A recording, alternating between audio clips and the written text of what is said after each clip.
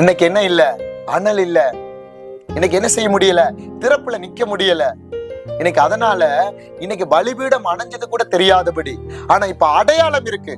இப்ப நல்லா கவனிங்க. அடையாளம் இருந்து, நீங்க அழைக்கப்பட்டிருந்து, அபிஷேகம் இருந்து, ப்ராப்பர்சி கூட வாங்கி அதை செயல்படுத்த முடியாதபடி உங்களுக்குள்ள கொழுந்து விட்டு எரியல அப்படின்னா ஒண்ணுமே கிடையாது. இன்னைக்கு நிறைய பலிபீடங்கள் அணைஞ்சதுக்கு என்ன காரணம் அப்படின்னா, அடையாளங்கள் கம்பல்சரி இருக்கு. நீங்க போயிட்டீங்கன்னா அவங்க அடையாளங்கள், அற்புதங்கள், அது போல அவங்க செய்த காரியங்கள் இந்த அனல் இல்லாத திருச்சபைகள் நிறைய பார்க்கலாம். ஆனா ஆவிக்குரியவன் இதை குறித்து பேசவே மாட்டான். அவன் வசனத்தை உட்கொண்டுட்டே இருப்பான். வார்த்தையில தான் அவனுக்கு யுத்தம் தெரியும். இந்த வானமண்டல பொல்லாத சேனைகளை முறியடிக்கணும் நான் வசனம், ஆவியின் பட்டயம். ஆண்டவர் பாருங்க, பிசாசை ஜெயிச்சது வசனத்துலதான், அனுபவத்துல இல்ல. இன்னைக்கு நம்முடைய பாருங்க கையில விலை மதிப்பில்லாத பட்டயத்தை கொடுத்திருக்கிறாரு உங்க கையில. இன்னைக்கு ஆவிக்குரிய திருச்சபை எது பாருங்க, அனல் இல்லாத திருச்சபை எதுன்றத நீங்க ஆவியில பலப்பட்டா தான் கண்டுபிடிக்க முடியும்.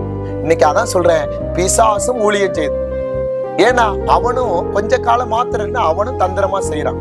ஏன்னா இந்த அனல் இல்லாத திருச்சபையில இருக்கிறவர்களை நீங்க பாத்தீங்க அப்படின்னா அவங்க திறப்புல நின்றதே கிடையாது. அதான் அழகா சொல்றாரு எசேக்கியேலுக்கு எழுதின தீர்க்கதரிசன புத்தகம் 13:5-6. அங்க என்ன சொல்றாரு பாருங்க, எசேக்கியேல் 13:5-6 படி. நீங்கள் கர்த்தருடைய நாளிலே நல்லா கவனிங்க, யுத்தத்தில் நிலை நிற்கும்படிக்கு.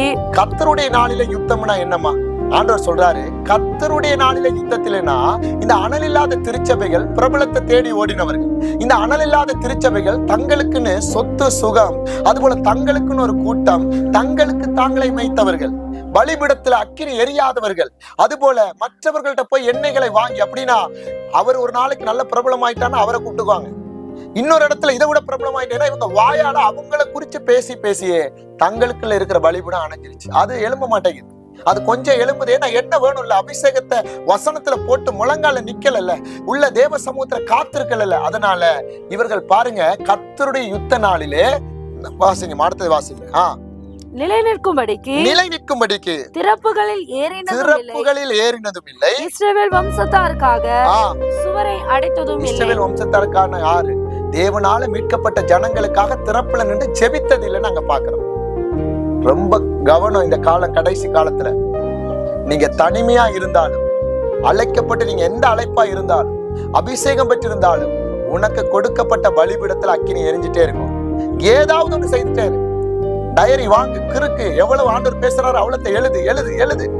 அது போல முழுவதும் உட்கார்ந்து படி. நீங்க நினைக்கிறீங்க ஒருவேளை பாஸ்டர் என்னால முடியுமான்னு.